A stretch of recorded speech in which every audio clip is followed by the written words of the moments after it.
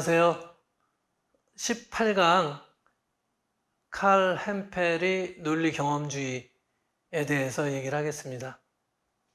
지난번에 말씀드렸듯이 자연과학 철학을 나름대로 집대성했다, 깔끔하게 정리했다, 또 새로운 많은 아이디어를 제시한 사람이 햄펠입니다. 햄펠은 비엔나 서클과 관여하면서 자기가 어디에서 차이점이 있는지를 밝히고 그걸 근거로 해서 자기 생각을 구성을 했기 때문에 논리 실증주의에서 논리적인 것을 갖춘다라는 의미에서 유지한 반면 실증주의, 관찰 자료로부터 이론을 만들고 과학적 근거를 제시한다. 철학의 과학에 대한 철학적 근거를 제시한다. 라는 실증주의는 찬성하지 않았기 때문에 논리 경험주의자라고 부릅니다. 핵심적으로 우리가 다뤘던 몇몇 가설 연역 방법 혹은 또 다르게 얘기해서 연역 법칙적 설명을 논의를 했고 확률적 법칙 라든지 교량 원칙 등의 논의를 한 사람이 그 햄펠입니다. 자료에 나오는 대로 논리 실증주의에 입각한 과학 철학을 전개하였다고 알려져 있지만 햄펠은 자기 자신을 논리 경험주의라고 부릅니다. 중요한 것은 감각 자료와 관찰 진술이 아니라 가설을 설정하고 설정한 가설을 경험적으로 시험한다. 그리고 이를 바탕으로 이론을 구성한다. 그게 과학을 철학적으로 근거 짓는데 핵심이라고 본 거죠. 이미 우리가 얘기했던 걸 다시 정리하는 측면에서 본다면 가설은 수많은 관찰을 통해서 귀납적으로 설정된다? 그렇지 않은 거죠. 우리는 가설을 설정한 후 가설을 설정할 가설을 시험할 시험 명제, 테스트 임플리케이션이죠. 어떤 법칙이 있으면 이 법칙에서 도출할 수 있는 여러 가지 가설들이 있고 구체화시켜서 경험적으로 시험을 하게 만드는 것이 시험 명제겠죠. 이 시험 명제가 기각되면 가설은 경험적 지지를 받지 못한 것이 되고 또 다른 실험을 할 수도 있고 그 가설을 바꿀 수도 있겠죠. 이러한 가설의 시험은 직접적인 관찰을 통하거나 또 간접적 방식을 통해서도 가능하다고 본 겁니다. 이것이 이제 햄펠을 다른 논리실증주의자들과 구분시켜주는 점이라고 할 수 있죠. 가설에 대해서 조금 더 알아보면 가설은 조건적 성격을 지닌 시험을 통하여 검토된다. 시험을 하기 위하여는 실험적 통제를 가한다. 예컨대 기압이 있어서 산으로 올라가면 기압이 낮아지기 때문에 수은주와 기둥이 높이가 달라진다. 라고 하는 것을 말하자면은 시험한다 라고 치면 가설이라고 하는 것은 조건적 성격을 갖는 거죠.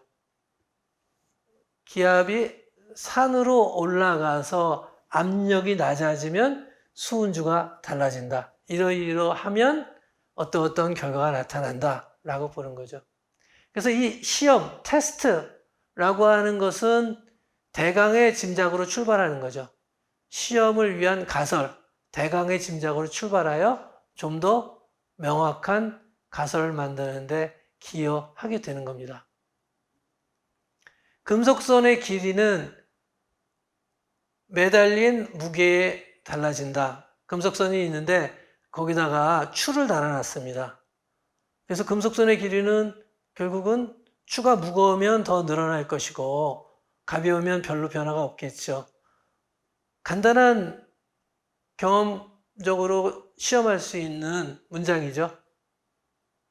그래서 이거를 최초의 길이가 금속선이 얼마짜리냐, 단면적의 두께가 어떻게 되느냐, 금속의 종류가 어떠냐, 금속의 무게를 어떻게 하느냐라고 다른 조건을 주면서 시험을 하면 보다 더 일반화할 수 있는 어떤 보다 명확한 가설을 만들어 나갈 수 있겠죠. 이런 것이 바로 과학적 방법의 근본에 깔려 있는 것이다 라고 하는 겁니다. 시험 가능성, 직접 시험을 못하는 경우가 있습니다. 테스트를 할 수가 없는 경우가 있어요. 이럴 때도 원칙상 시험은 가능하도록 명제를 구성을 해야 됩니다. 어떨 경우에는 보조 과정이 있어야 테스트가 가능할 수가 있습니다. 그런데 이제 사이비 명제의 경우에는 어떤 경우도 원칙상 시험이 가능하지 않은 형태로 만들어진 명제가 있습니다.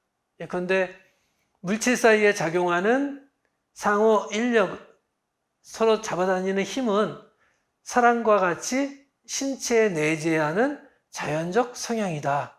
물질 사이에 다니는 힘이 자연적 성향이다. 이렇게 표현하면 여기서 시험하기 위해서 도출 가능한 명제가 무엇입니까? 사람과 같이 선택적으로 잡아다닌다? 이거를 테스트할 수 있는 방법이 없죠. 그래서 경험적 의미, 경험적으로 확인할 수 있는 empirical import를 찾을 수 없다면 이러한 명제는 관찰이나 실험적 자료를 통하여 확인하거나 배척할 수 없다. 그래서 이거는 가설처럼 보이지만 사이비 가설이다 하는 거죠. 그 다음에 이제 가설 연역 방법을 공식화한 공로가 햄펠에게 있습니다. 뭐 전에 우리가 다뤘죠. Hypothetical Deductive Model. 어떤 현상의 관찰로부터 가설을 설정하고 그 가설을 검증하는 과정을 통하여 보다 나은 이론이나 자연 법칙을 이끌어내는 과학적 연구 방법이다. 가설은 현실적 조건에서는 증명하거나 검증하기 어려운 사물이나 현상의 원인 또는 합법칙성에 관하여 예측하는 이론적 명제로서 가설 연역 방법은 이러한 가설을 설정하는 단계와 시험함으로써 가설을 정당화하는 단계로 나뉜다.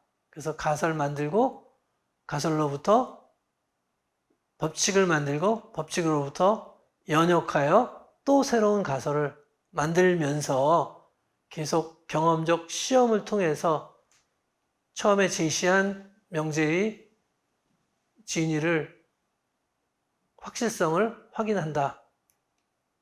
그다음 설명에 관해서도 뭐 얘기했지만 법칙 연역적 설명의 구조라고 하는 것도 그림과 같은 형식으로 잘 보여줬습니다. 자료 보시듯이 우리가 포괄법칙이라는 얘기를 했는데 법칙 1, 법칙 2, 법칙 3이 있다.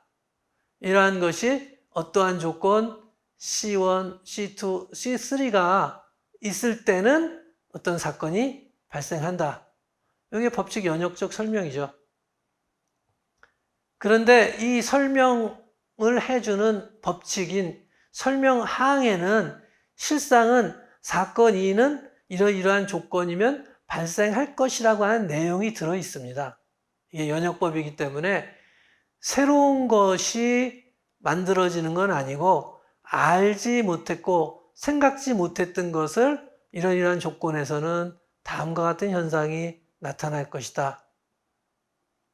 그리고 조건이 있을 경우에 나타났다. 그래서 이게 한편으로는 설명이고 한편으로는 예측이라고 하는 것이죠. 예를 들면 수은주의 길이는 공기 기둥의 길이에 비례한다. 지구상에는 거대한 공기의 층이 있다라고 보는 법칙인 거죠. 공기 기둥이 짧아지면 수은주도 짧아진다 하는 게 하나의 법칙적인 설명이고, 산에 올라가면 공기 기둥이 짧아지고 공기가 가벼워진다. 따라서 수은주는 고도 상승에 따라 짧아졌다. 그러면 설명이 되는 거죠. 1, 2에 의해서 3이 설명이 되는 겁니다. 1이라고 하는 법칙은 2라고 하는 조건을 만나서 현상을 설명하는 거고 1이라는 법칙에서 2라는 조건이 채워진다면 3이라는 현상이 나타날 것이다 라고 하면 예측이 되겠죠. 물론 이제 법칙은 우연한 일반 명제하고는 또 구분을 해야 됩니다. 이 상자 속의 모든 암석은 철을 함유하고 있다. 뭐 보편적인 명제 형식으로 보이지만 사실은 이것은 우연적인 일반화죠. 이 상자 속의 모든 암석이 철을 함유해야 할 이론적인 이유는 없습니다. 물론 이건 사실은 사실이에요. 상자 속의 모든 암석이 철을 함유하고 있어. 그래서 그 이론적인 근거가 없다면 이것은 우연한 일반 명제다. 한편 경험적으로는 우리가 확증한 바가 없어도 이론적으로 유도될 수 있다면 그것도 법칙이 될 수 있는 거죠. 반지름이 지구와 같지만 질량이 2배인 천체에서의 낙하 운동은 S는 32T의 제곱이다. 이건 뉴턴의 법칙에 의해서 생각해낸 것이기 때문에 그에 맞는 조건을, 그 법칙에 맞는 조건을 생각하면 낙하 운동에 대한 어떤 수식이 나오는 거죠. 아직 경험적으로 확증한 바가 없어요. 달에 가면 달의 낙하 운동은 얼마가 될 것이다 라고 하는 것은 달에 가기 전에는 확인한 바가 없지만 그것은 법칙으로 생각을 하는 거죠. 우연적 일반화는 경험적으로 그렇게 확인되어 있지만 그래야 할 이론적 근거가 없었기 때문에 법칙이라고 보지는 않는다. 이론적 설명이라고 하는 것은 결국은 법칙을 통해서 이미 발견된 경험적 규칙성을 설명하고 유사한 종류의 새로운 규칙성을 예측할 수 있다. 따라서 이러한 이론은 깊이 있고 정확한 이해를 시도하는 작업이고 설명하려고 하는 대상과 그 과정은 이론적 규칙이나 이론적 원리에 의하여 어떤 규칙성을 갖고 경험적으로 나타난다고 가정한다. 이 가정이 맞을 수도 있고 틀릴 수도 있죠. 그것을 경험적으로 시험을 하게 됩니다. 한편 확률적 설명이라고 하는 것도 굉장히 많이 쓰이기 때문에 우리가 모집단과 샘플 집단이 있으면 샘플 집단의 성격을 가지고 모집단의 성격에 대해서 추정을 하는 경우가 굉장히 많습니다. 그렇죠? 우리가 모든 걸 다 조사할 수 없기 때문에. 그런데 이 확률적 설명이라고 하는 것은 어떤 경우에는 왜 그런지는 사실 알지 못하는 거예요. 따라서 확률적 설명의 논리적 근거는 귀납법입니다. 이러이러한 상황에서 거의 이렇게 일어나더라. 따라서 논리적으로 정당화되지는 않아요.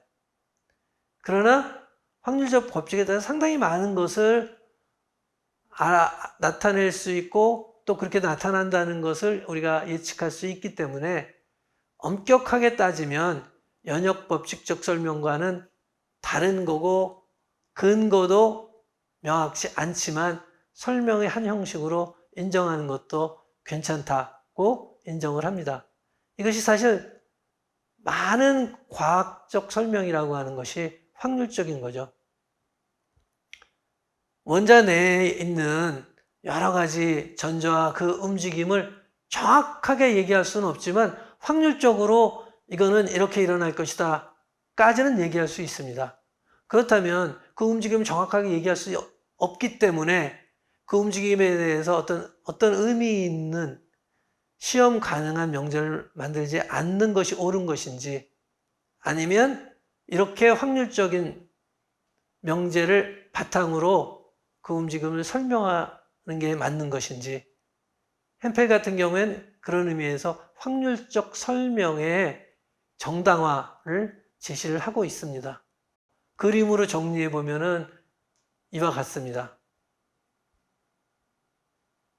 단순 실증주의가 그림의 맨 위칸 타원 안에 있는 현상에서 규칙성, 경험적 법칙으로 가는 것에 대한 현상만 잘 관찰해서 경험적 법칙으로 갈 수 있다라는 얘기를 하고 있다면, 논리 실증주의는 그 경험적 법칙으로 가는 과정에 그런 주장을 하고 명제가 의미 있는 것이냐 의미 없는 것, 무의미한 것이냐를 따지는 논리를 제공한 것이 논리 실증주의이고, 햄펠은 현상을 일으키는 연구 대상, 엔터티와 과정이 경험적으로 관찰되지 않았더라도 하나의 이론적 대상 실체로 가정을 하고 유용하다면 그것을 인정하는 도구주의적 입장에서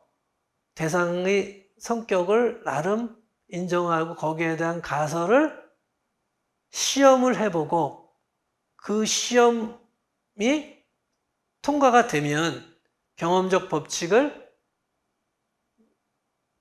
이론화하여 이론 법칙으로 만드는 거죠. 그래서 이론적 대상 실체에 관해서 과감한 가설을 하고 그 가설이 현실적으로 테스트 되느냐 되지 않느냐를 중시했다는 측면에서 실증주의자는 아니고, 한편 경험적으로 테스트하는 것의 중요성을 강조한 점에서, 경험적 타당성의 중요성을 강조한 점에서 경험주의자다 이렇게 얘기를 할 수 있습니다.